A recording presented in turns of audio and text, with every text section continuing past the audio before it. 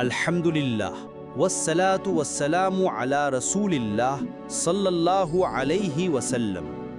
প্রিয় মুসলিম ভাই ও বোনেরা, আল্লাহ তাআলা পবিত্র কোরআনে বলেন, নিশ্চয়ই মুসলিম পুরুষ ও মুসলিম নারী, মুমিন পুরুষ ও মুমিন নারী, আনুগত্য পুরুষ ও নারী, সত্যবাদী পুরুষ ও নারী, ধৈর্যশীল পুরুষ ও নারী, বিনম্র পুরুষ ও নারী, দানশীল পুরুষ ও নারী, রোজাদার পুরুষ ও নারী, যারা নিজেদের লজ্জাস্থান হেফাজত করে এবং যারা আল্লাহকে অধিক স্মরণ করে, আল্লাহ তাদের সকলের জন্য ক্ষমা ও মহা পুরস্কার প্রস্তুত রেখেছেন।